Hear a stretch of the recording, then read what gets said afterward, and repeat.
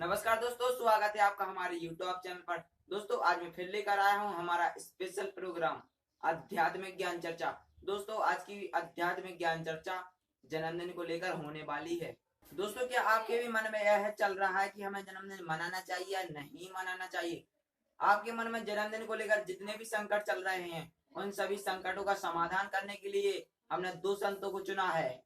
एक तरफ है अनिरुद्ध आचार्य महाराज, दूसरी तरफ है संत रामपाल जी महाराज। अब हम इनके मुख कमल से जानेंगे कि हमें जन्मदिन मनाना चाहिए या नहीं मनाना चाहिए। चलिए दोस्तों, शुरू करते हैं आज की आध्यात्मिक ज्ञान चर्चा। तो सबसे पहले जानते हैं विचार अनिरुद्ध आचार्य महाराज जी के। बच्चों का जन्मदिन हमें किस प्रकार मनाना चाहिए, ये हमें सीखना चाहिए। आजकल बच्चों के जन्मदिन में हम लोग केक ले आते हैं, काट करके मोमबत्ती बुझा करके और हैप्पी बर्थडे टू यू कह लेते हैं। समझदारी का विषय है, कॉमन सेंस है, तो आप समझेंगे। हमारा जो भारत है, हम लोग दीपक बुझाना नहीं जानते, हम लोग तो दीपक जलाना जानते हैं। हम लोग दीपक जलाते हैं, दीपक को कभी बुझाते नहीं हैं,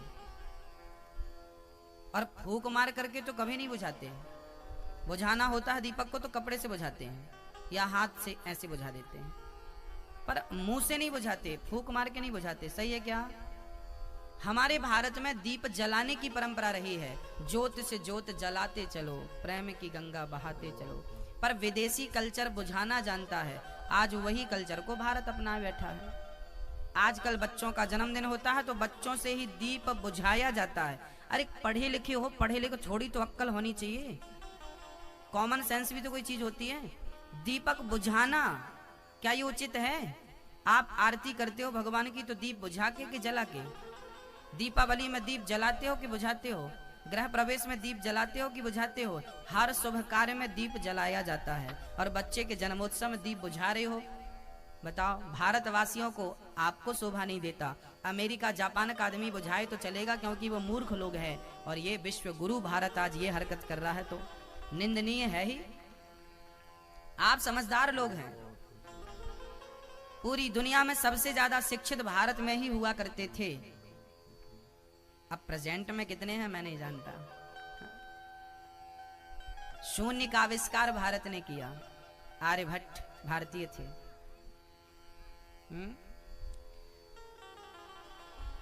बड़ी बड़ी बातें हैं। आज आप लोग दीप बुझाते हैं, इसलिए संकल्प लीजिए कि हमें दीप जलाना है और बच्चों का जन्मदिन मनाइए। तो देखा दोस्तों आपने, अनिरुद्ध आचार्य महाराज जी ने जन्मदिन को मनाने के लिए मना नहीं किया है। अब जानते हैं संत रामपाल जी महाराज जी के विचार। हमने कोई जन्मदिन नहीं मनाना किसी का, हमने खुशी नहीं मनानी। कल ने बिजली गिर जाए फिर के मनावांगे?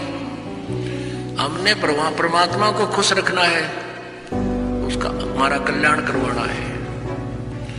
तो ये जन्मदिन भी हमने नहीं मनाने। नानक साहिब जी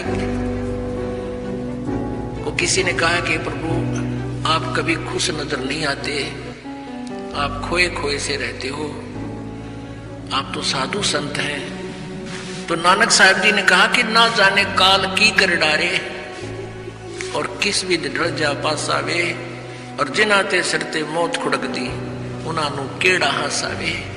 परमात्मा कहते हैं, जा दिन सतगुरु भेटियो, वो दिन लेखे जान, बाकी समय गंवा दिया बिना गुरु के नाम।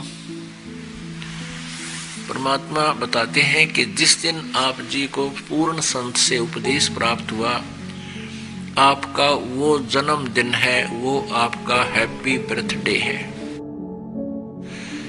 बाकी जो हम पहले लोक वेद के आधार से बर्थडे मनाया करते थे, वो हमने अब नहीं मनाना।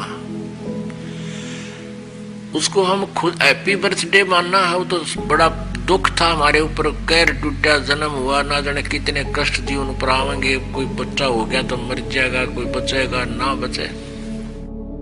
अभी सुने आपने संत रामपाल जी महाराज जी के विचार। संत रामपाल जी महाराज जी ने जन्मदिन को मनाने के लिए स्पष्ट मना कर दिया। जन्मदिन को मनाने के लिए आपकी क्या राय है, कमेंट बॉक्स में बताइए। धन्यवाद।